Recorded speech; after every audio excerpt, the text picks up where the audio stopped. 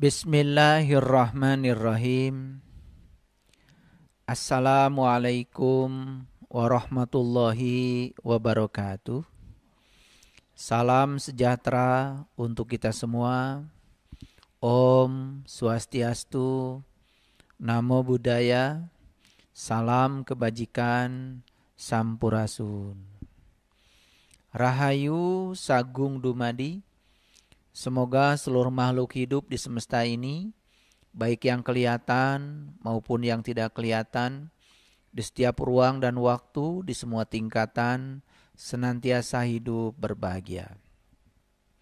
Semoga kita selalu menjadi sumber cinta, sumber sukacita, sumber kedamaian, sumber keberkahan bagi semua makhluk dimanapun mereka berada. Segala puji hanya milik Allah, Sang kehadiran, Sang keberadaan, yang senantiasa memenuhi segala kebutuhan setiap makhluknya tanpa batas. Dia Maha Pengasih, Dia Maha Penyayang, Dia Maha Berkuasa atas segala sesuatu. Tetapi walaupun Dia Maha Berkuasa atas segala sesuatu, Dia membebaskan diri dari segala keinginan akan segala sesuatu. Oleh karena itu Allah menciptakan alam semesta ini dengan hukum sebab akibat. Siapa yang ingin mendapatkan akibat yang baik, tentu saja ciptakan sebab yang baik. Karena setiap sebab yang buruk pasti akan mengakibatkan akibat yang buruk. Oleh karena itu mari kita bersyukur pada kesempatan yang penuh berkah ini kita masih diberi izin untuk belajar, meneruskan proses meniti ke dalam diri untuk meningkatkan kualitas diri kita, untuk mengubah diri kita agar lingkungan di sekitar kita ikut berubah dengan perubahan yang terjadi pada diri kita. Kesempatan yang luar biasa ini adalah anugerah terbesar yang diberikan semesta kepada kita. Oleh karena itu, mari kita puji Dia bersama-sama membaca hamdalah. Alhamdulillahi Rabbil Alamin. Mari kita awali kajian di episode yang ke-10 dari hidup yang menakjubkan ini. Bersama-sama memohon ridho dan berkahnya. Semoga ilmu yang sudah kita dapat, yang sedang kita dapat, dan yang akan kita dapat menjadi penyelamat kehidupan kita, menjadi syafaat bagi kehidupan kita. Oleh karenanya, mari kita sapa asma Allah dengan kelembutan dan cinta seraya membaca basmalah. Bismillahirrahmanirrahim. Para sahabatku yang budiman, tidak terasa kita akan memasuki episode yang ke-10 dari episode hidup yang menakjubkan. Seharusnya kehidupan kita semuanya menakjubkan. Hubungan-hubungan kita, jalinan hubungan kita harusnya menakjubkan. Segala yang kita inginkan dalam hidup ini tentu saja dapat kita peroleh dengan mudah. Dan harusnya itu juga menakjubkan. Aspek keuangan kita harusnya menakjubkan. Aspek kesehatan kita harusnya menakjubkan. Kondisi kehidupan kita harusnya menakjubkan. Karena kita datang ke semesta ini bukan untuk menderita, bukan untuk sengsara. Kita datang ke semesta ini adalah untuk berbahagia, untuk merasakan kehidupan. Dan untuk merasakan kehidupan, kita telah dibekali begitu lengkapnya tubuh jasmani yang begitu sempurna dan luar biasa, disertai dengan pikiran dan perasaan sebagai pencipta kehidupan. Kemudian kita juga telah dibekali segala fasilitas kehidupan yang sangat luar biasa. Dan semua tergantung kepada cara kita berpikir, cara kita merasa. Kalau kita selalu menghadirkan cinta pada pikiran kita, pada perasaan kita, selalu menghadirkan kekuatan positif pada pikiran kita, pada perasaan kita, maka kekuatan positif yang kita berikan itu yang akan menarik semua hal yang positif dari kehidupan kita. Sebaliknya, kalau kita selalu memancarkan hal-hal yang negatif, frekuensi yang negatif di pikiran dan perasaan kita, maka hukum tarik-menarik pun akan berlaku. Maka kita akan menarik semua hal yang negatif ke dalam kehidupan kita. Pada episode yang ke-10 ini, tentu saja episode yang terakhir, episode yang pamungkas, saya akan memberikan beberapa tips rahasia untuk menjalani kehidupan yang menakjubkan. Yang pertama, saya akan berbicara tentang bagaimana kita memiliki jalinan hubungan yang berkualitas. Bagaimana kita memiliki jalinan hubungan yang harmoni.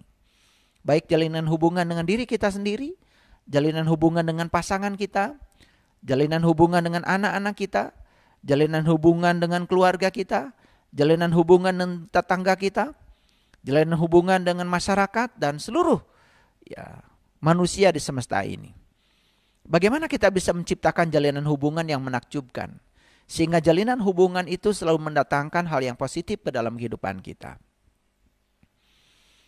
Rahasianya sederhana para sahabat. Tebarkanlah oleh kita kepedulian kepada siapapun. Karena kepedulian akan membuat orang lain menjadi nyaman. Yang kedua, tebarkan kebaikan pada siapapun. Yang ketiga, tebarkan pengertian pada siapapun. Karena semua manusia itu sesungguhnya ingin dipahami, ingin dimengerti. Dan kita selama ini abai. Kadang-kadang kita terlalu cuek, sehingga kita tidak bisa memahami orang lain, tidak bisa mengerti orang lain. Ketika orang lain berjanji kepada kita dan kemudian meleset janjinya, pasti kita hukum. Kita sulit untuk memahami. Ketika orang lain mengemukakan alasan kepada kita, sulit untuk memberikan pemahaman. Saya sering mengatakan, daripada kita marah, kan lebih bagus kita memaafkan. Daripada kita menyalahkan, lebih bagus kita memahami, mencoba untuk mengerti. Karena dengan demikian, maka kita tidak akan menjadi agresif kepada orang lain. Jadi yang pertama, kuncinya adalah kepedulian. Yang kedua adalah kebaikan. Yang ketiga adalah pengertian. Yang keempat, kita berikan cinta kepada setiap orang, sekecil apapun. Dan lakukan itu tanpa pamrih. Kalau kita bisa melakukan itu tanpa pamrih, kita peduli tanpa pamrih, kita melakukan kebaikan tanpa pamrih, kita mencoba untuk memahami orang lain tanpa pamrih, dan kita menyebarkan cinta kepada setiap orang tanpa pamrih, percayalah para sahabat, hidup kita tidak akan pernah sama lagi. Hidup kita pasti akan berubah. Memberikan cinta itu salah satu dari prinsip utama hukum alam. Terutama dalam menjalin hubungan. Saya sering mengatakan, daripada kita memaksakan cinta, lebih bagus kita mengungkapkan cinta. Di salah satu episode di channel YouTube saya, ada satu episode di mana saya menyampaikan 7 jalan baru yang menakjubkan. Salah satu dari 7 jalan baru yang menakjubkan itu adalah mengungkapkan cinta. Karena kebanyakan manusia sekarang memaksakan cinta. Ingin dicintai oleh orang lain. Ingin diperhatikan oleh orang lain. Ingin dimanja oleh orang lain. Ingin dikasihi oleh orang lain. Tetapi dia tidak pernah mengungkapkan cinta kepada orang lain. Padahal sesungguhnya, ungkapkan saja cinta kita, maka pasti kita akan menerima cinta. Apa yang kita ungkapkan, itu yang akan kita terima. Jadi sangat aneh, kita ingin menerima, tetapi kita tidak mau mengungkapkan. Dalam sebuah hubungan dengan pasangan, daripada kita terus memaksa pasangan kita harus mencintai kita, kan lebih bagus kita mengungkapkan cinta kepada dia. Karena dengan mengungkapkan cinta, saya yakin sekeras apapun pasangan kita, sebrutal apapun pasangan kita, karena tidak ada kekerasan yang tidak bisa ditaklukkan oleh cinta. Dan cinta yang kita ungkapkan pasti akan mendatangkan cinta lagi. Kita sering mengkondisikan agar pasangan kita seperti yang kita mau. Tetapi kita tidak pernah memberikan kepedulian, kebaikan, pengertian, cinta kepada mereka. Apa yang terjadi? Yang terjadi justru yang sebaliknya dari yang kita inginkan. Jadi memberikan cinta dalam sebuah jalinan hubungan itu tentu saja merupakan prinsip utama. Ketika kita melakukan kontak dengan siapapun, baik itu yang kita kenal maupun yang tidak kita kenal, yang dapat kita lakukan itu cuma dua. Memberikan cinta atau tidak memberikan cinta. Ketika kita kontak dengan orang lain, sekalipun tidak kita kenal, dengan memberikan senyuman, dengan menyapa, dengan memuliakan mereka, sekedar untuk mempersilahkan untuk duduk saja, saya yakin ungkapan cinta yang kita berikan itu akan membuahkan cinta. Oleh karena itu dalam hal ini cuma dua pilihan kita. Memberikan cinta atau tidak memberikan cinta. Ketika kita memberikan cinta, maka kita akan mendapatkan cinta. Tapi ketika kita memilih tidak memberikan cinta, maka kita akan mengalami ketiadaan cinta. Oleh karena itu maka jangan menyalahkan lingkungan atau kondisi ketika kita mendapatkan perlakuan yang negatif dari lingkungan kita. Karena kita tidak mengungkapkannya. Jadi apa yang kita ungkapkan, itu yang akan kita terima. Yang kita berikan kepada orang lain sesungguhnya bukan untuk orang lain. Yang kita berikan pada orang lain sesungguhnya kita sedang memberikan kepada diri kita sendiri. Salah satu prinsip yang sudah saya sampaikan di episode yang sebelumnya, bahwa sesungguhnya di semesta ini tidak ada orang lain. Yang ada cuma diri kita sendiri. Kenapa? Apa yang kita ungkapkan yang bernama kebaikan itu buat diri kita. Apa yang kita ungkapkan yang bernama keburukan juga buat diri kita. Oleh karena itu di semesta ini tidak ada korban. Karena sesungguhnya semua yang kita dapat, kita sendiri pelakunya. Kita sendiri adalah pelakunya. Sekali lagi tidak ada korban dalam kehidupan ini. Begitu kita menggunakan prinsip bahwa di semesta ini tidak ada orang lain, yang ada cuma satu-satunya diri kita, maka sesungguhnya kita tidak akan pernah terjebak, kita merasa sebagai korban. Kenapa? Karena sesungguhnya pelakunya adalah diri kita sendiri. Tidak ada di semesta ini yang datang secara kebetulan. Semua yang datang dalam kehidupan kita, kita sendiri yang mengundangnya. Kita sendiri sesungguhnya adalah pelakunya. Kita sendiri adalah medan magnetnya. Kita sendiri adalah magnetnya. Kita sendiri yang telah menariknya. Jadi tidak ada yang datang kepada kita ujug-ujug secara kebetulan. Tidak ada. Semua tertarik ke dalam kehidupan kita karena kita yang telah menariknya. Jadi hukumnya sederhana. Ketika kita mencintai orang lain, maka kita akan menerima kehidupan yang menakjubkan. Oleh karena itu, kita tidak akan pernah menerima kehidupan yang menakjubkan kalau kita belum bisa mengungkapkan cinta. Sekali lagi, cinta yang saya maksud adalah kekuatan positif. Mencintai yang saya maksud adalah mengungkapkan kekuatan positif itu. Saya tidak berbicara cinta sebatas rasa perasaan, tapi cinta yang saya maksud adalah sebuah kekuatan positif, sebuah daya di semesta yang telah menggerakkan semesta ini tercipta, yang telah membuat kita semua terlahir ke semesta ini, yang telah membuat semua makhluk-makhluk di semesta ini tercipta, yang telah membuat semua produk-produk teknologi tercipta.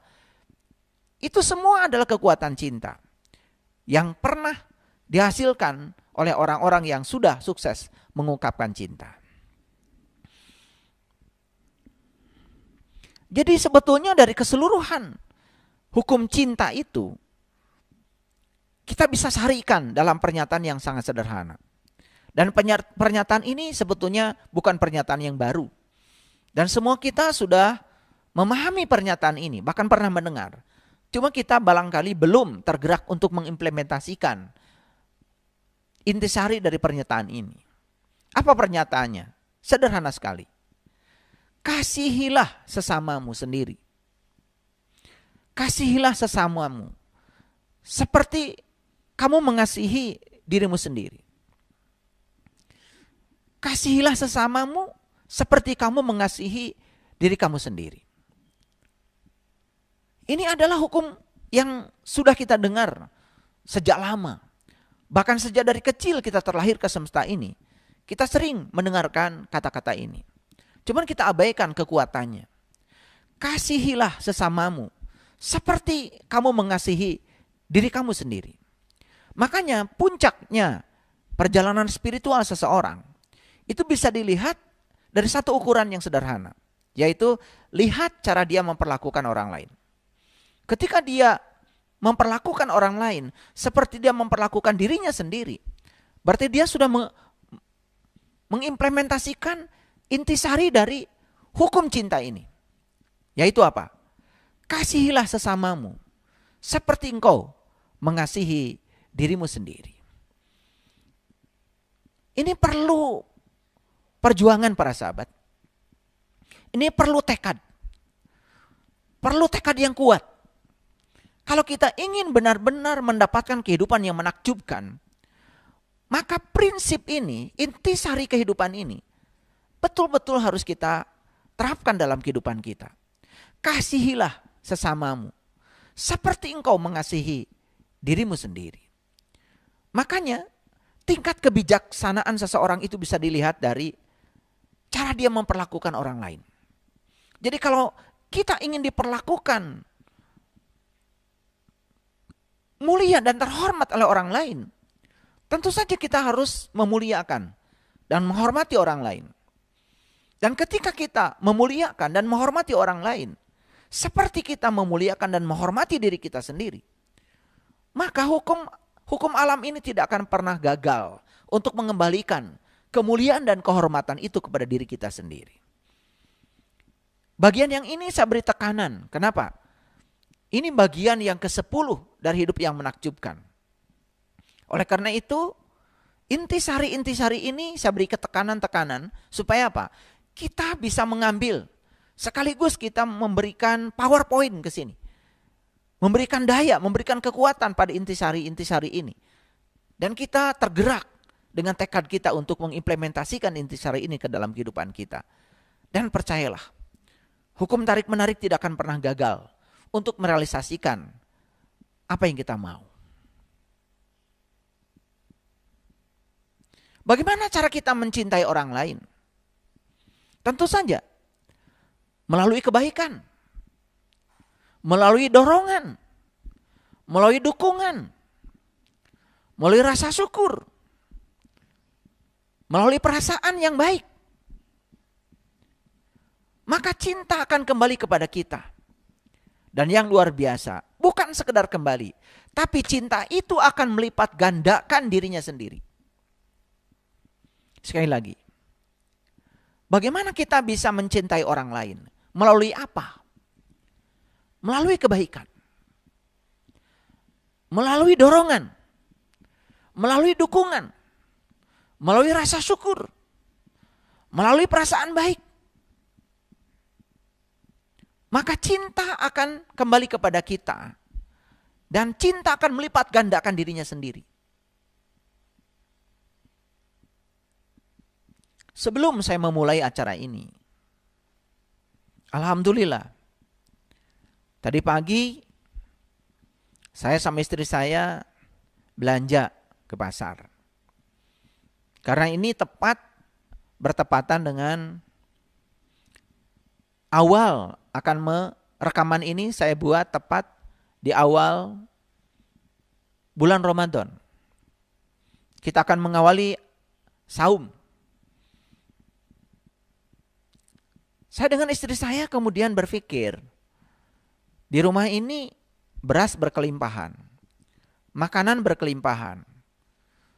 Bahkan justru yang terbatas adalah kapasitas kita untuk memakannya.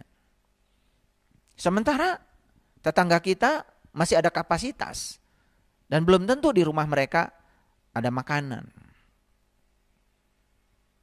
Ya sudah, sebelum acara ini dimulai, kemudian saya mengumpulkan mereka. Dan kemudian membagikan sembako kepada mereka. Kita bisa melihat rona kebahagiaan dari mereka. Ternyata sesuatu yang di rumah kita biasa menjadi sangat luar biasa ketika diterima oleh mereka. Dan ternyata cara kita memuliakan uang kita dengan cara menggunakan uang itu untuk kebahagiaan orang lain.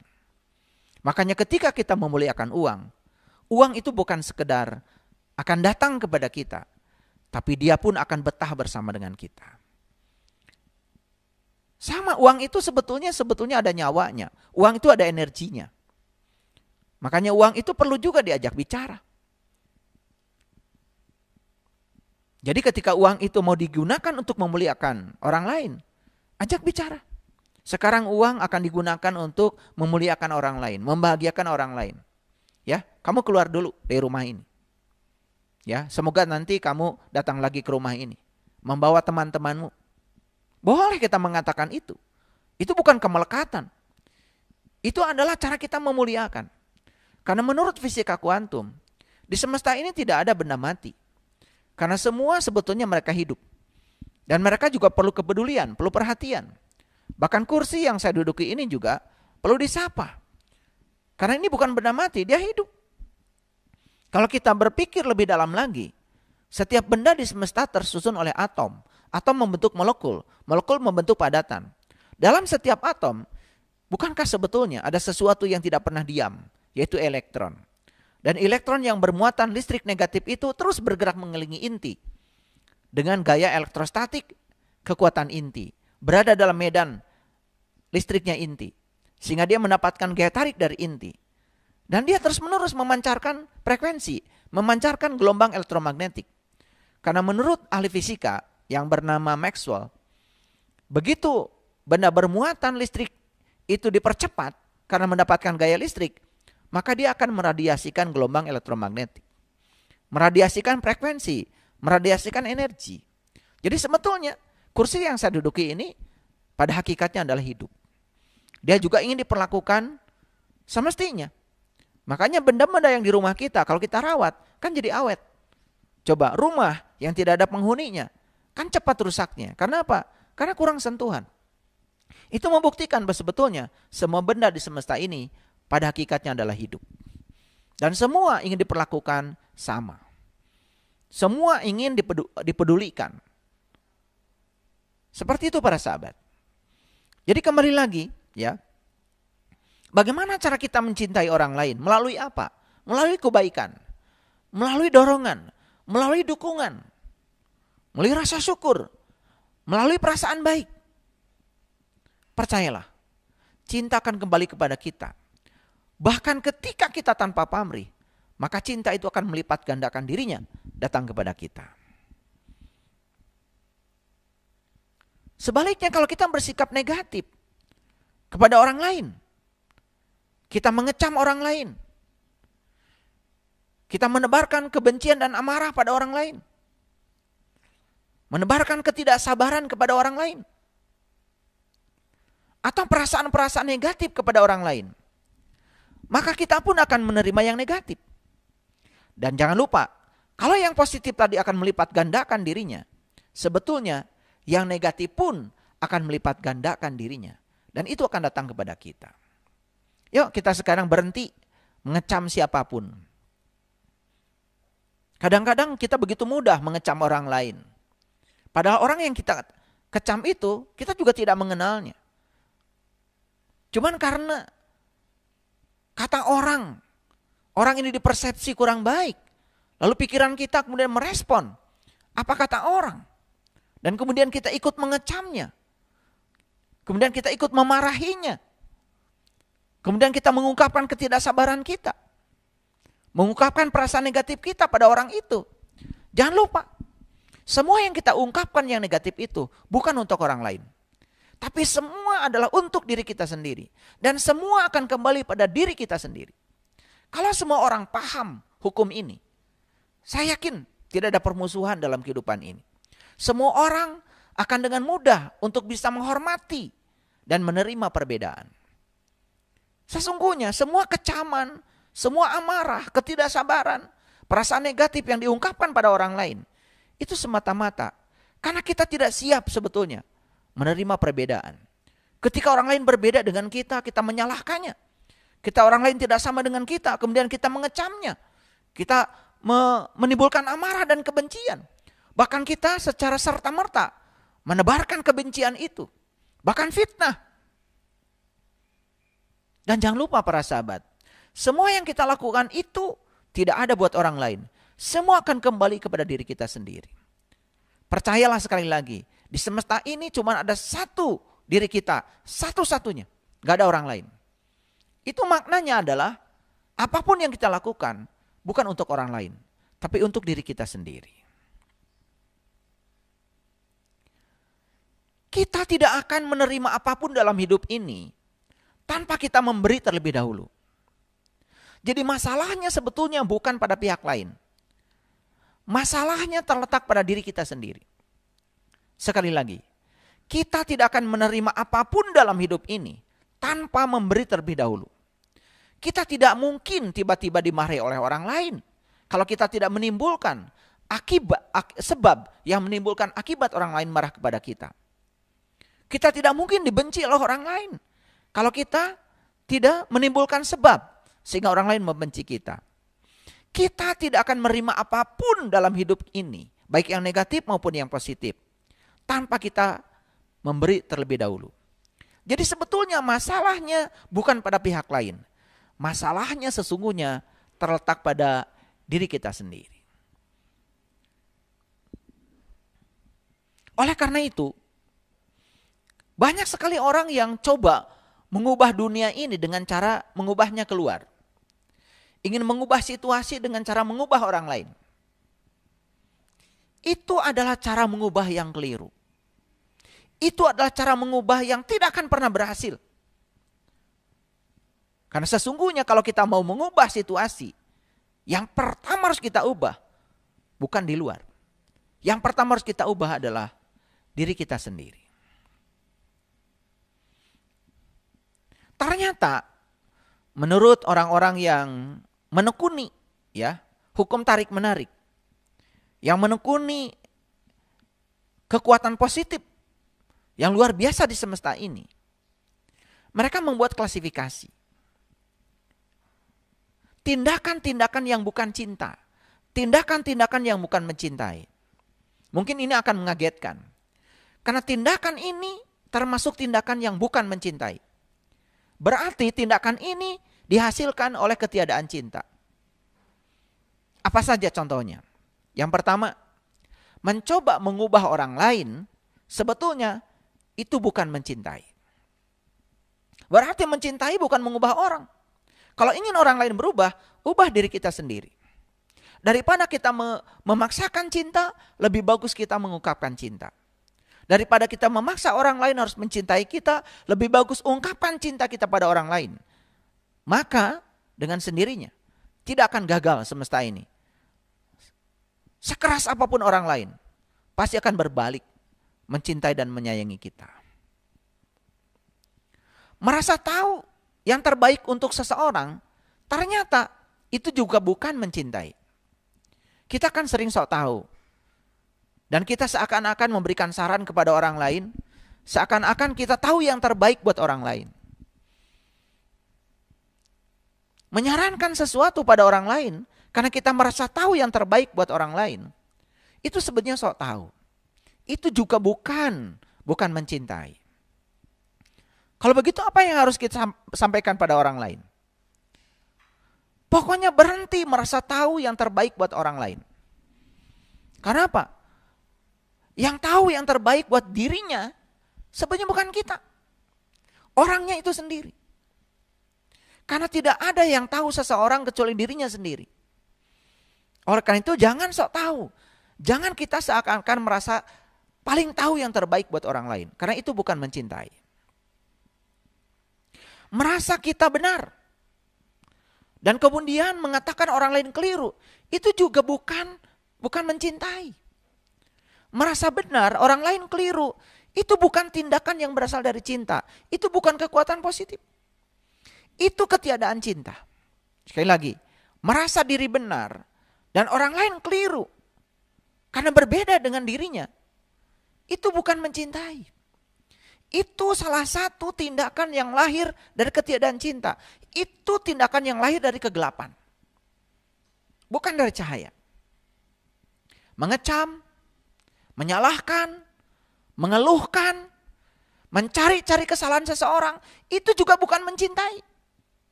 Hati-hati para sahabat. Mencoba mengubah orang lain. Merasa tahu yang terbaik buat orang lain. kita merasa benar dan orang lain keliru. Mengecam, menyalahkan, mengeluhkan, mencari-cari kesalahan orang lain. Hati-hati. Itu semua tidak akan berlaku buat orang lain. Semua akan berbalik kepada diri kita sendiri. Jadi untuk mereka yang selalu melakukan ini, percayalah, dia akan memanen apa yang dia berikan. Karena dia mengungkapkan yang negatif, maka dia dalam kehidupannya akan menerima lebih banyak yang negatif. Bahkan yang negatif itu bukan sekedar dia terima. Dia akan melipat gandakan yang negatif itu pada saat kedatangannya kepada dia. Ini harus diwaspadai, ini harus hati-hati. Karena di episode yang ke-10 ini, saya berbicara lebih tajam lagi tentang rahasia kehidupan yang tidak disadari oleh kebanyakan orang. Jadi sekali lagi para sahabat, kebencian tidak bisa ditaklukkan dengan kebencian. Kebencian hanya bisa ditaklukkan dengan cinta. Setiap kali seseorang melukai hati kita, cobalah tinggikan kualitas rohani kita agar perlakuan itu tidak bisa mencapai diri kita. Jadi kalau kita disakiti oleh orang lain, bukan malah kita menyakiti orang lain. Tinggikan kualitas rohaniah kita. Tinggikan kualitas kesadaran kita. Agar perlakuan orang itu tidak bisa mencapai kita. Karena perlakuan orang itu mencapai kita, karena kesadaran kita rendah. Kalau kesadaran kita tinggi, seburuk apapun perilaku orang lain kepada kita, tidak akan pernah merendahkan kita. Tidak akan pernah menjatuhkan kita. Yang akan menjatuhkan kita justru diri kita sendiri. Kapal tidak pernah tenggelam oleh air yang di luar kapal. Tapi kapal hanya akan tenggelam oleh air yang bocor masuk ke dalam kapal. Jadi kalau kita mengizinkan semua yang di luar itu masuk ke dalam diri kita, kita akan jatuh. Oleh karena itu, ketika ada orang lain yang melukai hati kita, tinggikan kualitas rohaniah kita, tinggikan kesadaran kita. Maka perlakuan itu tidak akan bisa mencapai kita. Dan kita akan selalu selamat dalam situasi apapun. Orang murah hati berbuat baik pada diri sendiri. Dan orang yang kejam, dia juga berbuat jahat pada dirinya sendiri. Jadi sebetulnya kita mau murah hati, kita mau kejam bukan buat orang lain. Murah hati untuk diri kita sendiri. Kita kejam buat diri kita sendiri. Jadi sekali lagi tidak ada orang lain di semesta ini. Yang ada satu-satunya adalah diri kita. Makanya ada yang disebut dengan personal emotional trainers. Personal emotional trainers. Pelatih emosional pribadi. Jadi personal emotional trainer itu bahasa Indonesianya adalah pelatih emosional pribadi. Jadi orang-orang yang menyulitkan kita dalam hidup ini, jadikan dia sebagai personal emotional trainer. Jadikan mereka sebagai pelatih emosional pribadi kita. Pandang mereka sebagai guru kita. Pandang mereka kehadirannya di semesta ini untuk menguatkan kita. Ada kata-kata bagus dari Sokrates. Menikahlah. Jika kamu mendapatkan pasangan yang baik, maka kamu akan bahagia. Jika kamu mendapatkan pasangan yang tidak baik, kamu juga akan menjadi seorang filosof. Itu kata Sokrates. Jadi tidak ada yang buruk. Mendapatkan pasangan yang baik, kamu akan bahagia. Mendapatkan pasangan yang buruk, kamu juga akan menjadi seorang yang bijaksana. Loh, di mana salahnya? Kesalahan itu semua terletak pada sudut pandang kita. Kalau sudut pandang kita sudah benar, sudah lurus, ternyata yang baik bermanfaat. Yang tidak baik juga bermanfaat. Siapa tahu yang kita butuhkan memang orang yang tidak baik untuk mendampingi kita. Untuk apa? Untuk membuat diri kita semakin bijaksana. Bukankah itu sebetulnya cinta kasih semesta? Makanya kita tidak terjebak lagi benar salah, baik buruk. Kita bisa menerima semua kenyataan hidup apa adanya. Ini episode yang ke-10. Dengan demikian, maka kita akan memperoleh hidup yang menakjubkan. Jadi sekali lagi, pandang semua orang yang menyulitkan kita, yang menyakiti kita, itu sebagai personal emotional trainer. Pandang mereka sebagai pelatih emosional pribadi kita. Justru kita harus bersyukur. Ada orang yang mau menjadi trainer bagi kita. Bersyukur ada orang yang mau menyediakan diri menjadi pelatih emosi kita untuk meninggikan kualitas rohaniah kita. Jadi orang-orang yang menyulitkan hidup kita adalah guru-guru kebaikan yang sedang menyamar. Guru-guru kebaikan yang sedang menyamar, yang sedang meninggikan kualitas rohaniah kita. Ingat para sahabat, kebencian sudah berhasil melumpuhkan kehidupan. Dan itu sudah tidak bisa dibantah. Yang melumpuhkan kehidupan ini adalah kebencian. Dan yang membebaskan itu adalah cinta. Yang mengacaukan kehidupan ini adalah kebencian. Dan yang menselaraskannya adalah cinta. Yang menggelapkan kehidupan ini adalah kebencian. Dan yang meneranginya adalah cinta. Jadi kebencian itu telah melumpuhkan kehidupan. Kebencian itu telah mengacaukan kehidupan. Kebencian itu telah menggelapkan kehidupan. Aneh. Kok tiba-tiba kita bisa membenci seseorang, ketemu saja belum.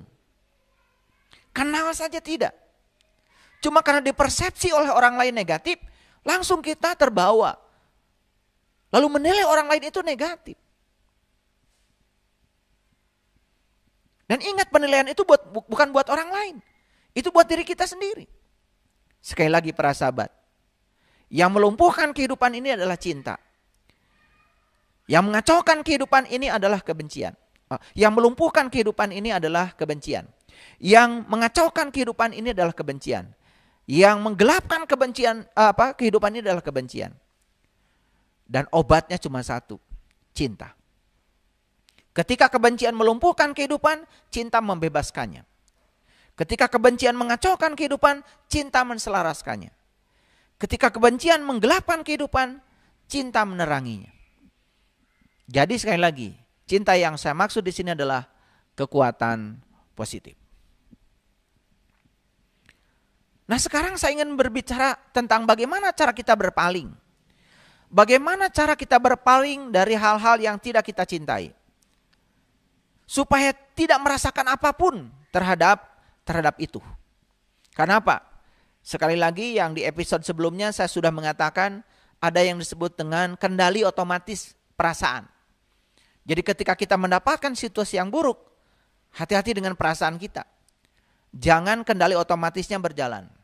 Karena begitu mendapatkan perasaan yang buruk, kemudian kita pun terjebak pada perasaan buruk itu. Pada situasi yang buruk, kemudian perasaan kita buruk, maka terjebak pada situasi yang buruk seperti kita menaiki kuda liar. Kemudian kita memberi perasaan buruk pada situasi yang buruk, berarti kita mencabuk kuda liar. Dan kita akan terperangkap pada situasi yang lebih buruk lagi. Nah, sekarang saya akan berbicara bagaimana cara kita berpaling dari hal-hal yang tidak kita cintai. Supaya tidak merasakan apapun terhadap itu. Langkah pertama adalah dengan pikiran yang baik. Di sini dulu. Langkah yang kedua dengan perkataan yang baik. Langkah yang ketiga dengan tindakan yang baik. Dan langkah yang keempat, itulah yang disebut dengan surga saat ini.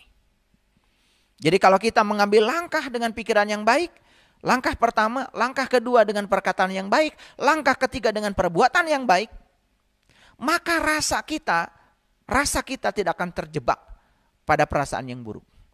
Inilah teknik untuk mengendalikan diri kita agar kita bisa berpaling dari hal-hal yang tidak kita cintai, supaya rasa kita tidak berada dalam kendali otomatis. Yang pertama, ingat ya, langkah pertama adalah dengan pikiran yang baik. Langkah yang kedua dengan perkataan yang baik. Langkah yang ketiga dengan tindakan yang baik. Kalau kita bisa melakukan 3 langkah itu, kita masuk surga saat ini. Oleh karena itu, para sahabat, hati-hati dengan bergosip. Karena gosip itu bukan cinta. Gosip itu ketiadaan cinta. Gosip itu tidak membahayakan orang yang digosipkan. Tetapi yang jelas, gosip itu membahayakan orang yang menggosip. Bergosip berarti memancarkan perasaan negatif. Dan itu akan kembali kepada mereka yang bergosip. Dan perasaan negatif itu akan kembali kepada mereka yang memancarkannya. Jadi perasaan negatif itu tidak akan pernah lari kepada mereka yang digosipkan. Oleh karena itu, stop bergosip. Gak ada artinya. Karena apa? Begitu kita bergosip, berarti kita sedang mengungkapkan perasaan negatif. Dan semua perasaan negatif yang kita ungkapkan akan kembali kepada diri kita sendiri.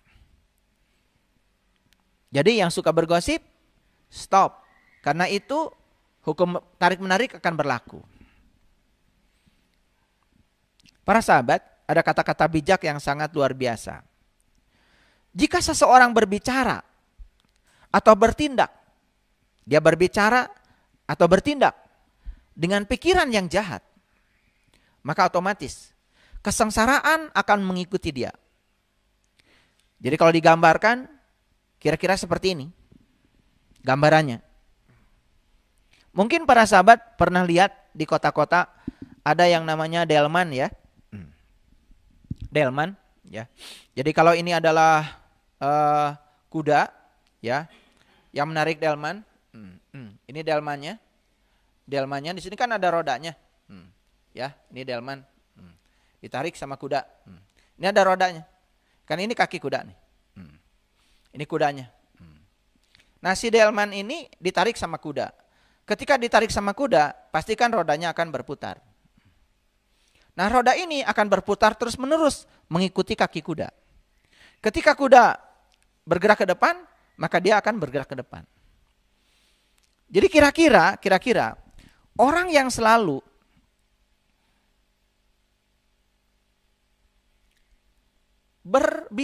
berbicara dan bertindak dengan pikiran yang jahat, itu persis seperti ini, ya. Kalau orang itu berbicara dan bertindak dari pikiran yang jahat, maka otomatis kesengsaraan yang akan mengikuti dia. Tidak mungkin kebahagiaan, tapi kesengsaraan. Jadi sebetulnya kesengsaraan itu siapa yang mengundang? Pikiran jahat. Pikiran jahat yang sudah terimplementasi menjadi kata-kata dan tindakan yang jahat. Karena tidak ada sesuatu yang keluar dari mulut kita kalau tidak diproduksi oleh pikiran. Dan tidak ada tindakan yang bisa kita lakukan kalau tidak diproduksi oleh pikiran. Karena pikiran itu sumber utama penggeraknya. Ketika pikiran kita jahat, maka otomatis kata-kata kita akan jahat. Kemudian apa yang terjadi? Tindakan kita pun menjadi jahat. Nah, kesengsaraan akan mengikutinya. Persis seperti roda delman mengikuti kaki kuda. Ketika kaki kuda menariknya, maka roda ini akan mengikutinya. Persis seperti ini. Dan ini hukum alam. Hukum alam. Ya oleh karena itu maka hindarkan pikiran jahat. Supaya kita tidak pernah berkata jahat dan bertindak jahat. Misalkan beginilah, sederhana saja.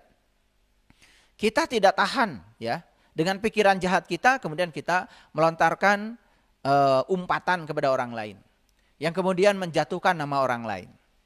Apalagi melakukan tindakan yang kemudian merugikan tindakan orang lain. Kan ada hukumnya yang namanya pencemaran nama baik. Kemudian orang itu merasa tidak terima, kemudian dia melaporkan ke pihak yang berwajib. Maka orang itu kan kemudian berurusan dengan pihak yang berwajib, dengan hukum, dan kemudian bisa saja masuk penjara dari perkataannya, dari tindakannya. Dan perkataan yang buruk, tindakan yang buruk berasal dari pikiran yang jahat.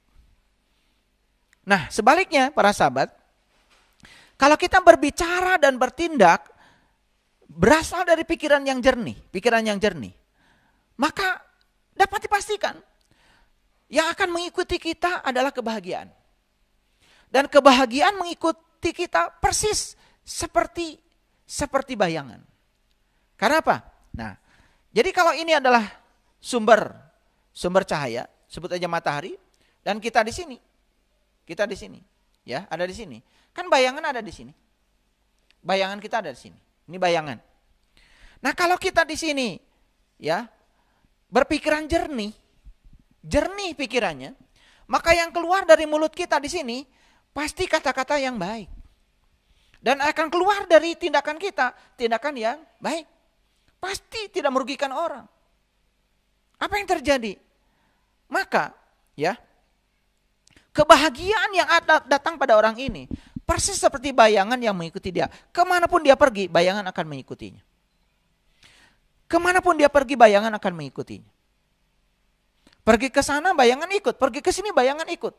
Bayangan tidak pernah meninggalkan orang ini. Dan bayangan inilah yang disebut dengan kebahagiaan. Roda inilah yang disebut dengan kesengsaraan. Karena kegilas roda kan pasti akan menimbulkan kecelakaan. Jadi jangan sampai ya hidup kita terus menerus diikuti oleh kesengsaraan.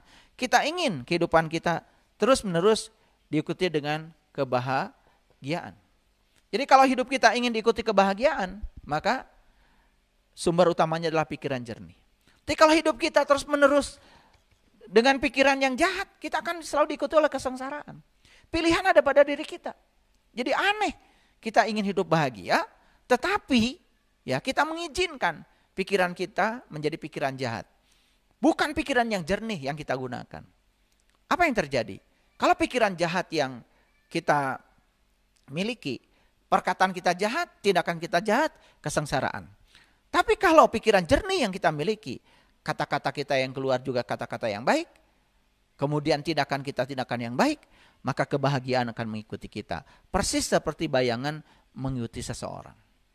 Nah, ini adalah sebuah analogi yang sangat luar biasa ya dari orang-orang yang sudah mencapai kebijaksanaan ya.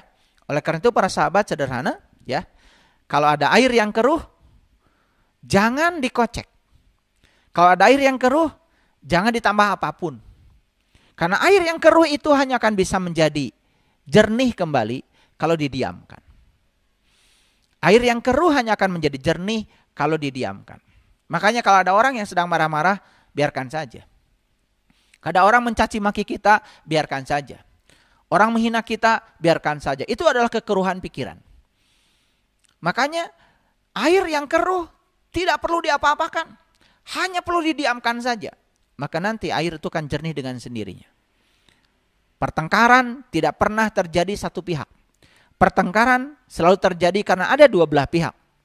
Karena masing-masing saling memberi api. Masing-masing saling menyumbang api. Sehingga masing-masing akan menjerumuskan dirinya pada lembah kebinasaan. Oleh karena itu, kalau ada orang lain yang mengajak berantem, bertengkar, menebarkan fitnah, menebarkan kebencian, biarkan saja. Karena itu tidak berlaku untuk kita. Itu berlaku untuk dirinya sendiri. Oleh karena itu maka hukumnya sangat sederhana. Kalau ada air yang keruh, diamkan saja. Maka air yang keruh akan jernih dengan sendirinya. Tidak usah dikocek, tidak usah dilawan. Makin dilawan, makin keruh. Ini adalah analogi yang sangat luar biasa kalau bagi saya. Oleh karena itu maka dalam kehidupan saya tidak pernah mau menang-menangan dalam hidup. Lebih bagus mengalah. Justru ketika kita mengalah malah kita menang. Ya. Jadi tidak usah menunjukkan kekuatan kita. Tidak usah menunjukkan siapa diri kita, kehebatan kita. Karena sesungguhnya hidup ini tidak usah cari ilmu untuk gak mempan di golok. Tapi cari ilmu gimana caranya supaya tidak ada orang yang menggolok. Itulah ilmu dasar, ilmu preventif. Justru pencegahan lebih bagus. Ya, jadi preventif lebih bagus daripada kuratif. Ya. Gitu. Jadi sekali lagi, kalau ada kekeruhan, tidak usah kita memberikan reaksi apapun pada kekeruhan. Cukup didiamkan saja. Karena dengan didiamkan, maka air yang keruh akan jernih dengan sendirinya. Para sahabat, kekuatan berasal dari dalam. Kekuatan berasal dari dalam. Namun kita tidak akan menerimanya sampai kita mengeluarkannya. Jadi sekarang keluarkan kekuatan itu. Karena kekuatan ada di dalam, keluarkan kekuatan itu. Dan ketika kita mengeluarkan kekuatan, kita akan menerima sesuatu yang setimpal dengan kekuatan itu. Itulah hukum tarik-menarik.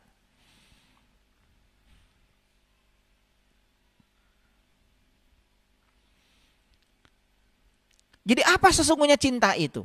Kembali lagi, cinta adalah kekuatan positif. Cinta bukan sekedar melahirkan produk-produk yang bermanfaat buat kehidupan.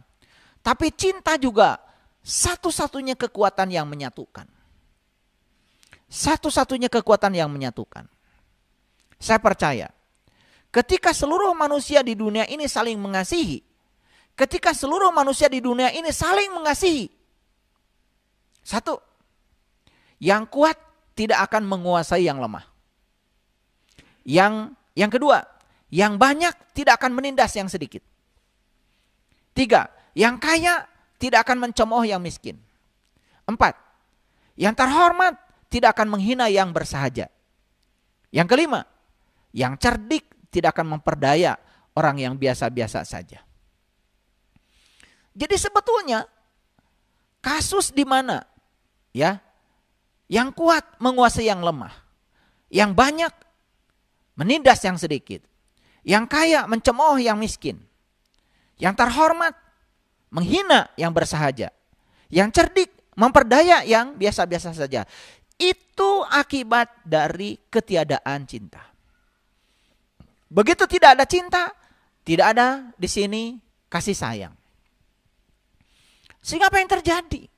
Menganggap orang lain itu sebagai musuh, menganggap orang lain itu sebagai yang berbahaya.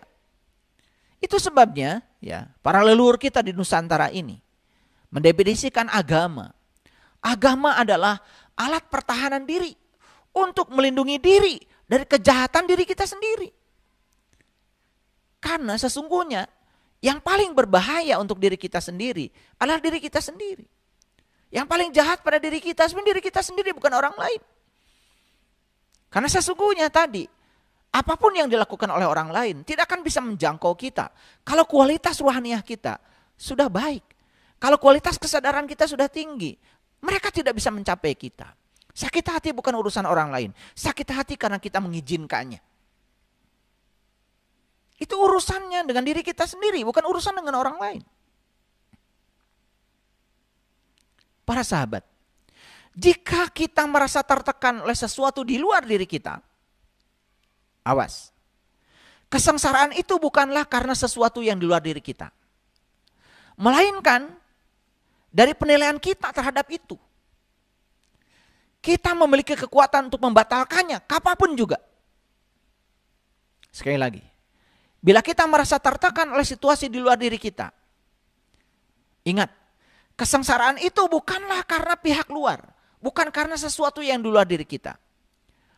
Itu melainkan dari penilaian kita terhadap sesuatu yang di luar itu. Kita memiliki kekuatan para sahabat untuk membatalkan itu, kapanpun juga, supaya tidak mencapai kita. Makanya yang tadi, yang namanya personal, emosional trainer. Jadikan orang lain sebagai pelatih emosi pribadi kita. Ini episode yang ke-10 para sahabat. Saya sudah berbicara hal yang sangat penting. Dan kalau ini diimplementasikan dalam hidup, wah, menakjubkan kehidupan kita. Menakjubkan. Kenapa kesengsaraan selama ini menjangkau kita? Karena dari sini pikiran yang jahat, yang sudah keluar dari kata-kata yang jahat, yang keluar dari tindakan yang jahat. Tetapi kalau pikiran kita selalu jernih, maka yang keluar adalah kata-kata yang baik, tindakan yang baik. Yang akan mengikuti kita bukan kesengsaraan, tetapi kebahagiaan. Jadi saya teringat dalam satu ayat dalam Al-Quran, Allah berfirman, Duribat alaihimudillatu aina masukipu illa bihabli minallah wa habli minannas. Akan ditimpakan kehinaan kepada seseorang dimanapun dia berada, kecuali orang yang selalu menjaga hubungan dengan Allah dan menjaga hubungan dengan sesama manusia. Ternyata para sahabat, menjaga hubungan dengan Allah itu akan berdampak pada terjaganya hubungan kita dengan manusia. Jadi sebetulnya orang-orang yang banyak konflik dengan manusia itu karena dia kurang bagus hubungannya dengan Allah. Orang yang bagus hubungannya dengan Allah, orang yang bagus hubungan dengan diri sejatinya, pasti akan bagus hubungan dengan siapapun.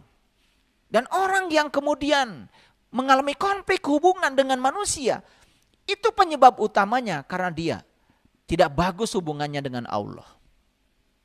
Jadi oleh karena itu maka bereskan hubungan kita dengan Allah. Kenali dia. Kenali dia. Kalau kita bereskan hubungan dengan Allah, kita juga akan dengan sendirinya hubungan kita dengan manusia akan beres. Karena apa? Kita menjadi peduli, memberikan dorongan ya kepada orang lain. Bahkan kita bisa memperlakukan orang lain seperti kita memperlakukan diri kita sendiri. Kita akan menjadi sumber cinta, kita akan menjadi sumber kebahagiaan, kita akan menjadi sumber sukacita, sumber keberkahan, sumber rahmat bagi semua manusia dimanapun mereka berada. Dan mereka sangat menantikan kehadiran kita. Makanya saya sering bergurau, kalau kita datang pada satu tempat, kemudian orang itu merasa terganggu dengan kehadiran kita, karena ada yang salah dengan kehidupan kita. Kalau mereka menyesali kehadiran kita, bahkan mereka mensyukuri kepergian kita, ada yang salah dengan kita. Tapi kalau kita datang kepada satu komunitas, kehadiran kita disyukuri, bahkan kepergian kita disesali, berarti kita sudah menjadi sumber cinta bagi mereka, sumber sukacita bagi mereka. Jadi sangat masuk akal sekali ayat yang tadi saya sampaikan. Duribat alaihimudillatu ayna masukipu illa bihabli minallah wa habli minannas. Orang yang bisa menjaga hubungan dengan Allah, maka dia pun akan terjaga hubungannya dengan manusia lain. Karena konflik dengan manusia lain, sebetulnya karena dia masih konflik dengan dirinya sendiri. Konflik dengan dirinya sendiri, bukan diri yang luar, tapi dengan diri sejatinya. Itu masalah besarnya. Dia sederhana para sahabat. Kalau kita masih banyak konflik dengan di luar diri kita, itu masih ada konflik kita dengan diri sejati kita. Perbaiki dulu konflik ke dalam. Maka keluar dengan sendirinya akan baik.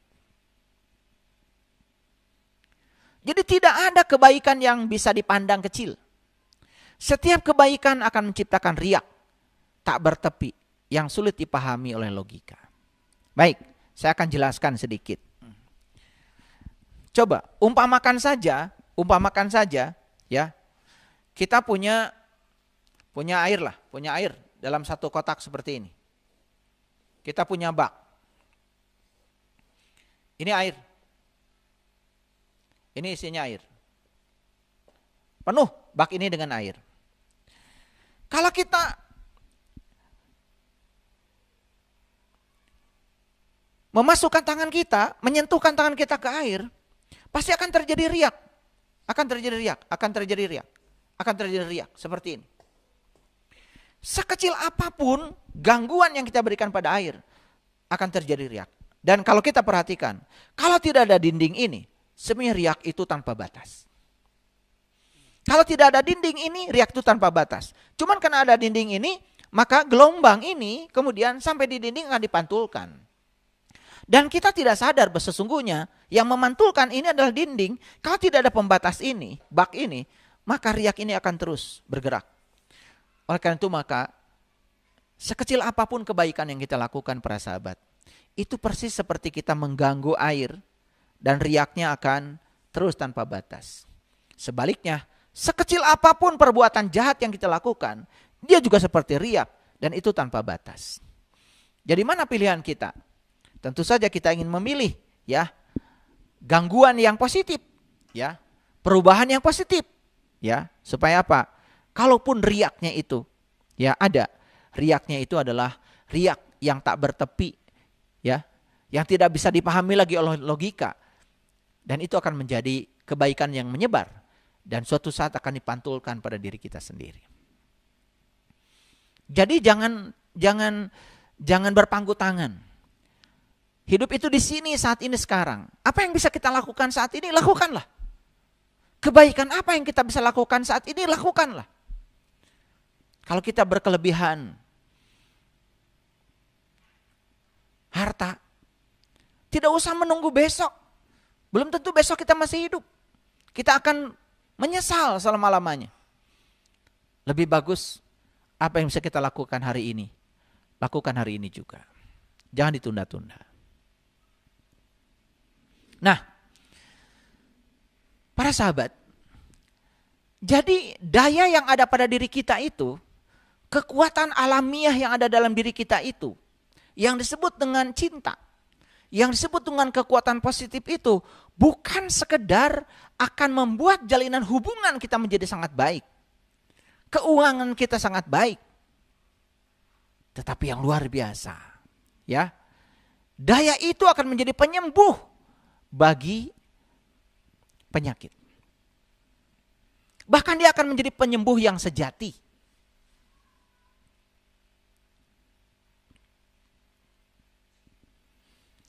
Jadi keadaan sehat itu, para sahabat, bukan sekedar tidak sakit. Apakah kita saat ini sehat? Kemudian kita mengatakan, kan saya tidak sakit. Sehat itu bukan keadaan tidak sakit. Yang paling penting itu adalah perasaan yang sama seperti kita saat kanak-kanak. Itu namanya sehat.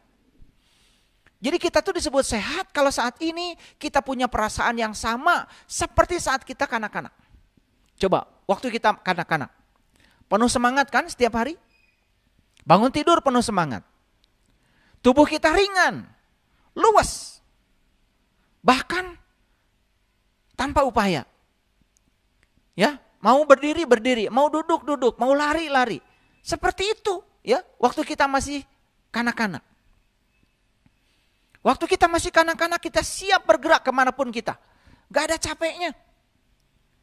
Pikiran jernih. Tanpa khawatir. Selalu bahagia. Ketika tidur pulas. Damai setiap malam. Bangun tidur. Perasaan mereka benar-benar segar. Dengan tubuh yang benar-benar baru. Itu yang disebut dengan sehat. Jadi sehat itu adalah kondisi di mana kita persis seperti saat kanak-kanak. Penuh dengan semangat, ringan, luas, tanpa upaya, bergerak dengan mudah, pikiran jernih, bahagia, tanpa ada rasa khawatir. Tidur pulas, damai setiap malam, bangun tidur penuh dengan semangat, bangun tidur segar, dan tubuh benar-benar baru. Itu yang namanya sehat. Bukan sekedar ketiadaan penyakit. Karena sakit itu ketiadaan sehat. Tapi sehat bukan sekedar tidak adanya penyakit. Saya khawatir saja banyak orang yang mengklaim dirinya sehat. Tapi apa? Tidak punya semangat hidup. Ya, tubuhnya kaku, tidak luas. Baru duduk sebentar, mau berdiri susah. Habis berdiri mau duduk susah. Memang tidak ada penyakit saat itu. Tetapi sudah kehilangan gairah. Tidak siap bergerak. Diajak kemana-mana, mangga we. Ya. Abdi mah di dia we, bade calik. Pikiran selalu kotor. Tidak bahagia, cemas, khawatir. Itu enggak sehat.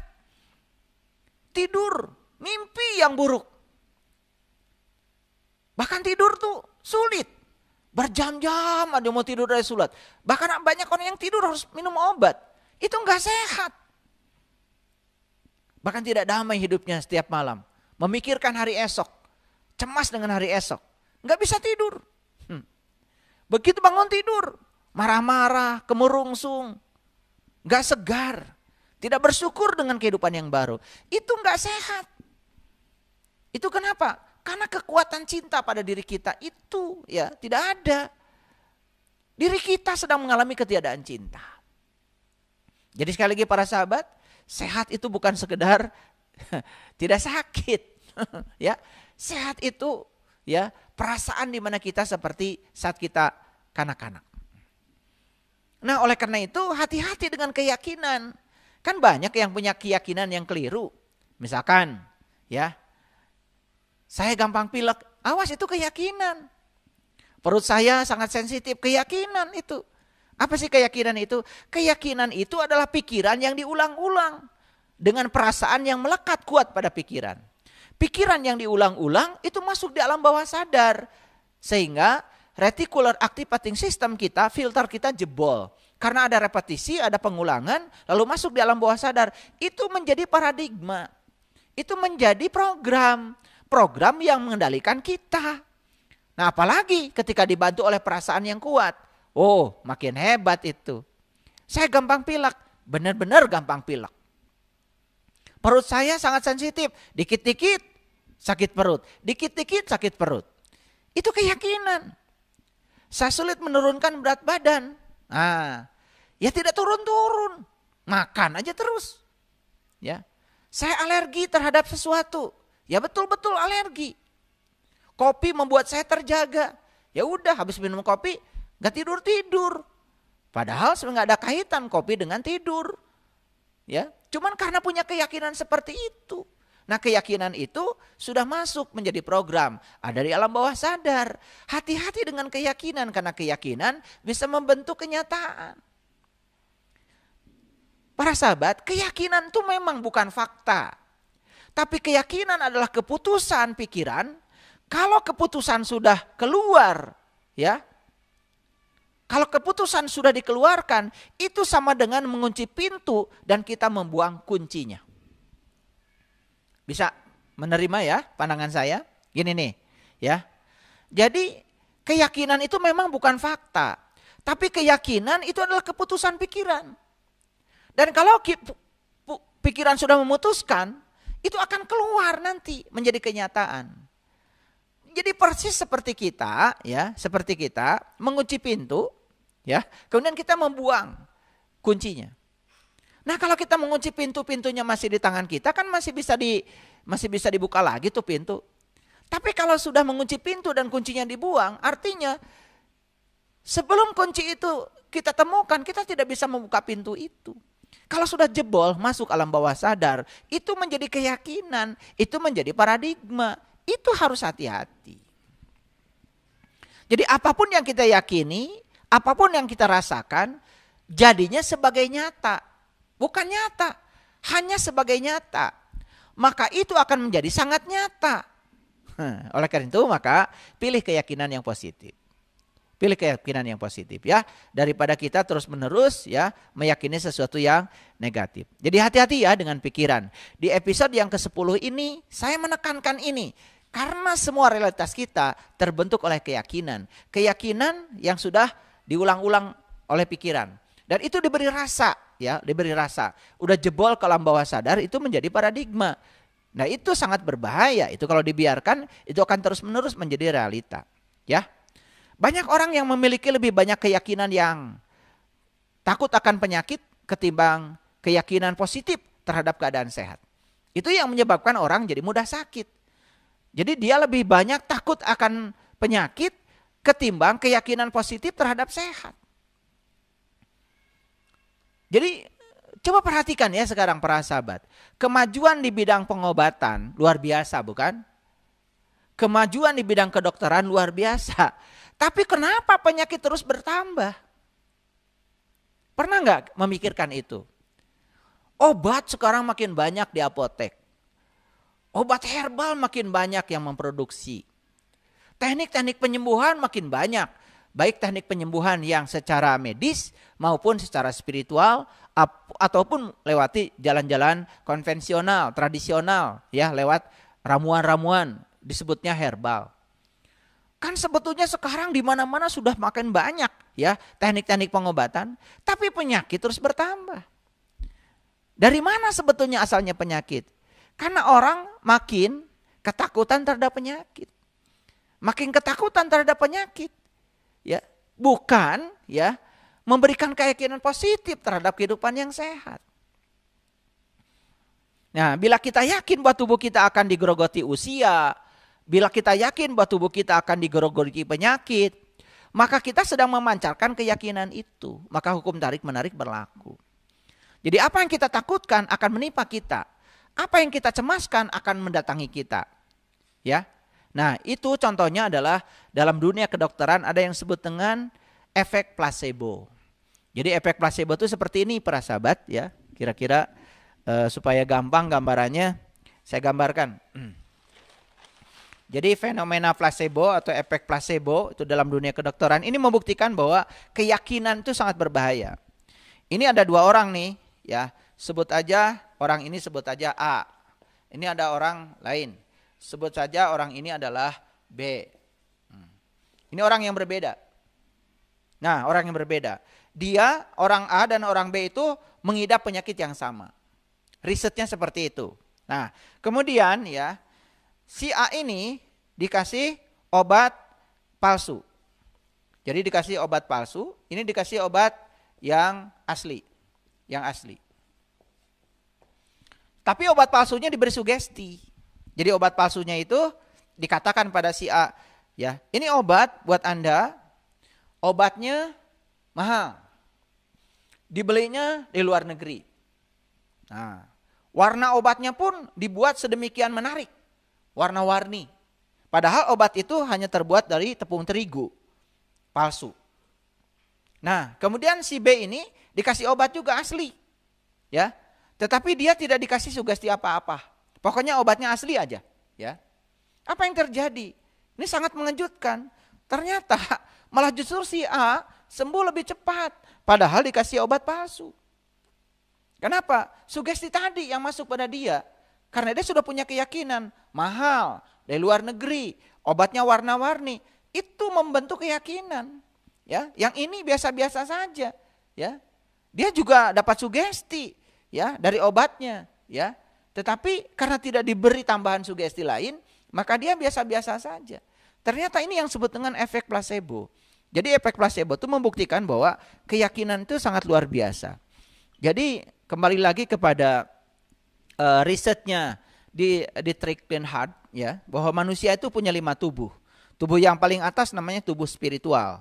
Tubuh yang kedua namanya tubuh intuisi. Tubuh yang ketiga namanya tubuh mental. Tubuh yang keempat namanya tubuh energi. Dan terakhir yang paling kasar adalah tubuh fisik. Makanya yang disebut dengan pengobatan holistik itu artinya di treatment bagian atasnya, yaitu tubuh spiritualnya. Nah, kalau di treatment tubuh spiritualnya, nanti akan beres tubuh intuisinya, beres tubuh mentalnya. Pikiran sadar, pikiran bawah sadar itu beres semuanya. Otomatis tubuh energinya menjadi bagus.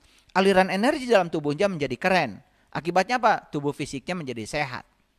Ya, itu pentingnya, ya, membangun cinta, ya, lewat pikiran. Ya. Jadi kalau pikiran ini sudah terlalu fokus kepada ketakutan akan penyakit, nah ketakutan itu justru yang akan menarik penyakit. Jadi setiap perasaan kita itu ternyata menurut riset neuroscience itu meresap ke dalam setiap sel dalam tubuh kita. Jadi perasaan itu bukan sekedar di sini, di dada, tapi meresap ke seluruh sel. Jadi apa yang kita rasakan itu ternyata meresap kepada seluruh sel. Dan itu, ya, sel itu kan sebetulnya sangat cerdas. Sel itu sangat cerdas, ya. Dan sel itu akan merespon apa yang kita berikan sebagai stimulus. Jadi penyakit itu hanyalah akibat dari keberadaan tubuh yang tidak nyaman dalam waktu yang lama karena perasaan-perasaan negatif seperti stres, kecemasan, dan ketakutan. Makanya dokter kadang-kadang setelah ngasih obat biasanya, ya ibu banyak istirahat ya, jangan banyak pikiran. Kan suka ada tambahan resepnya itu, ya. Sebetulnya itu justru yang paling utama, ya. Jadi emosi mempengaruhi setiap sel yang ada dalam tubuh. Emosi mempengaruhi setiap sel dalam tubuh. Emosi mempengaruhi pikiran dan tubuh. Ya, emosi juga berpengaruh pada jiwa dan raga. Itu saling bertautan. Jadi harus kita sadari bahwa dalam diri kita tuh ada satu alam yang sangat luas dalam tubuh kita. Karena setiap sel dalam tubuh kita memiliki peran tersendiri. Dan sel-sel ini bekerja sama untuk satu tujuan. Yaitu apa? Memberi kehidupan. Jadi sel-sel ini, ya, dalam diri kita ini yang jumlahnya 100 triliun. Itu semua itu bekerja untuk satu tujuan, memberi kehidupan kepada kita. Nah, kenapa sel-sel itu tidak memberikan kehidupan pada kita? Karena pikiran dan perasaan kita memberikan yang buruk pada setiap sel. Dan itu dipahami oleh sel. Akibatnya apa? Jadi sel juga, ya, akan memberikan yang sama terhadap apa yang diungkapkan oleh pikiran dan perasaan. Jadi sekali lagi, sel dalam tubuh kita itu berbeda peran, tetapi untuk satu tujuan, yaitu memberikan kehidupan. Ya. Nah, kalau kita mau jujur, ya, sebetulnya, ya, pembuluh darah kita ini ternyata, ya, itu menurut kedokteran itu panjangnya itu 96.000 kilometer. Bayangkan, ya, 96.000 kilometer dari mana ke mana, ya. 96.000 kilometer. Jadi kalau dari Jakarta ke Jeddah itu kan 10.000 kilometer tuh. Makanya Boeing itu, ya, bisa dengan kecepatan sekitar 900 sampai 1.000 km per jam itu bisa mencapai Jeddah dari Jakarta dalam waktu 9 jam. Nah berarti itu ya sekitar 10.000 lah. Nah ternyata pembuluh darah kita itu kalau dibentangkan di tubuh kita itu panjangnya sama dengan Jakarta Jeddah kira-kira seperti itu. Ya, bayangkan ya pembuluh darah kita sepanjang itu. Ya, nah kalau kita tidak urus itu ya pembuluh darah kita ya karena kita makan sembarangan ya akibatnya apa? Akibatnya mulai ada plak ya timbunan dalam pembuluh darah. Ya, terutama akibat ya menurut teori kedokteran katanya akibat salah satunya adalah terlalu banyak unsur kalsium. Makanya kemudian orang-orang sekarang kemudian mencoba untuk makan sehat ya. Makan sehat dengan mengkonsumsi avokado setiap hari, alpukat ya. Mengkonsumsi probiotik. Probiotik itu makanan-makanan yang minuman-minuman yang difermentasi ya, buah yang difermentasi ya. Kemudian minum kefir ya, itu susu yang difermentasi ya. Banyak ya cara ya yang bisa dilakukan untuk kembali menormalkan pembuluh darah kita yang 96.000 kilometer itu supaya lancar ya. Oke. Jadi para sahabat ya, jadi kita punya 100 triliun sel dalam tubuh dan itu diperintah oleh siapa sel itu? Ternyata sel yang 100 triliun itu diperintah oleh pikiran, diperintah oleh perasaan, diperintah oleh keyakinan. Jadi yang memerintah sel yang 100 triliun itu 3, pikiran, perasaan, dan keyakinan. Jadi kalau pikirannya memerintahnya yang negatif terus, perasaan yang negatif terus, keyakinan yang negatif, otomatis ya sel itu akan mengikuti perintah dari pikiran, perasaan, dan keyakinan. Jadi tubuh ini adalah alam yang sangat luas ya. Jantung itu sebagai mataharinya, sedangkan organ-organ tubuh kita ini adalah planet-planet yang mengitari matahari. Nah, emosi manusia itu dapat mengubah struktur air dalam tubuh. Nah, oleh karena itu maka ya, struktur air dalam tubuh ini sangat dipengaruhi oleh emosi, otomatis ya, ketika kita minum mau memasukkan air ke dalam tubuh, coba doakan dulu air itu. Sapa dulu air itu. Terima kasih air, kamu hebat, kamu luar biasa. Sehingga struktur molekul air yang akan kita minum itu, struktur kristalnya itu sudah berubah menjadi teratur. Dan semoga ya air yang dalam tubuh kita yang sudah terpengaruhi oleh emosi kita, kemarahan, kebencian, iri, dengki, itu semua bisa dinormalkan kembali dengan air doa yang kita masukkan ke dalam tubuh. Makanya sebelum minum ya dianjurkan untuk selalu berdoa, ya berterima kasih ya kepada air ya, jangan terus minum ya. Biar struktur kristal air yang kita minum itu sesuai dengan risetnya Profesor Masaru Emoto ya, itu bisa menormalkan ya struktur air dalam tubuh yang diganggu oleh emosi-emosi kita. Jadi bayangkan ya, 75% tubuh kita itu adalah air. Dan emosi kita kalau tidak dikendalikan itu mempengaruhi struktur molekul air. Ya kan bisa sangat berbahaya ya. Kalau struktur molekul airnya random, sangat acak dalam tubuh kita. Itu kan mengganggu sistem kelistrikan dan sistem kimiawi tubuh kita. Otomatis kan menjadi sangat rentan terhadap penyakit ya. Para sahabat ya, jadi ternyata cinta, syukur ya, itu sudah terbukti ya, bisa meningkatkan kekebalan, bisa menaikkan produksi zat kimia yang vital dalam tubuh, bisa meningkatkan vitalitas, bisa meningkatkan kekuatan tenaga, bisa menurunkan tekanan darah tinggi, menurunkan kecemasan, rasa bersalah, kelelahan, memulihkan keteraturan glukosa dalam tubuh, menciptakan keselarasan ritme jantung. Ternyata medan magnet jantung ini 5.000 kali lebih kuat daripada medan magnet otak. Jadi jantung ini kekuatan medan magnetnya 5.000 kali lebih kuat daripada medan magnet otak. Nah bayangkan ya, emosi kan suka mempengaruhi jantung. Ya. Jantung ya, makanya orang yang marah biasanya kan deg gitu kan. Ya, itu mempengaruhi itu ya, nafas. Makanya olah nafas menjadi sangat penting ya. Jadi para sahabat yang ingin belajar bagaimana supaya ritme jantungnya bagus, olah nafasnya bagus, tentu saja tidak cukup mendengarkan kajian-kajian dari saya seperti ini ya, harus datang langsung untuk praktek ya. Karena saya punya tempat khusus untuk melatih para sahabat yang ingin hidupnya lebih sehat. Jadi saya punya tempat namanya Pusat Pelatihan Hidup Sehat ya. Itu kawasan yang luasnya sekitar 5 hektar sedang kita bangun. Itu adalah kawasan khusus untuk pelatihan hidup sehat. Jadi hidup sehat itu hanya hati selalu gembira, I-nya istirahat yang cukup, ya D-nya diet yang seimbang, U-nya udara yang bersih, P-nya pengendalian diri, itu sangkutannya dengan emosi. Kemudian sehat, S-nya sinar matahari yang cukup. Di sana bisa bertani, di sana bisa mencangkul kalau senang, bisa menanam pohon ya, karena matahari berlimpah ya. E, energetik selalu ya, hidup penuh semangat. Kemudian H, ya hubungan sosial, jangan lupa ya, dijalin hubungan sosial yang baik. Kemudian A, air putih yang cukup. Kemudian T, Tuhan yang paling utama. Itu hidup sehat. Jadi mulai sekarang para sahabat, pikirkan sehat. Pikirkan sehat. Jauhkan pikiran kita sebisa mungkin dari berpikir tentang penyakit. Pikirkan tentang kekuatan, keberdayaan. Pikirkan sehat. Maka kita akan mendapatkannya.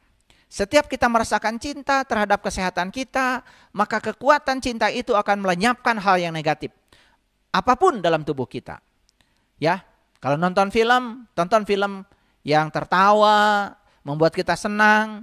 Jangan nonton film yang membuat kita tegang, sedih, ya. Nonton film tuh yang membuat kita tertawa, bahagia. Ya. Dengarkan musik yang membuat kita nyaman. Undang orang-orang yang membuat lelucon, yang membuat kita tertawa. Bahkan ada satu daerah di Indonesia ini, ya, di daerah itu malah justru ya teknik pengobatannya itu dengan meditasi tertawa. Dan saya pernah ke sana, ternyata banyak orang yang sembuh itu dengan banyak tertawa. Ternyata tertawa itu menular. Tertawa itu menyembuhkan. Tertawa bisa menselaraskan sistem kelistrikan tubuh kita, menselaraskan sistem kimiawi dalam tubuh kita. Para sahabat, saya sudah membeberkan semuanya hidup yang menakjubkan dari episode 1 sampai episode yang ke-10. Saya yakin siapapun yang cermat mendengarkan kajian-kajian ini dan mau mengaplikasinya dalam hidup, dari episode 1, 2, 3 sampai yang ke-10, saya yakin hidupnya akan menakjubkan. Selamat mengamalkan, selamat meraih hidup yang menakjubkan. Karena kita datang ke dunia ini untuk senang, untuk bahagia, bukan untuk menderita. Terima kasih. Assalamualaikum warahmatullahi wabarakatuh.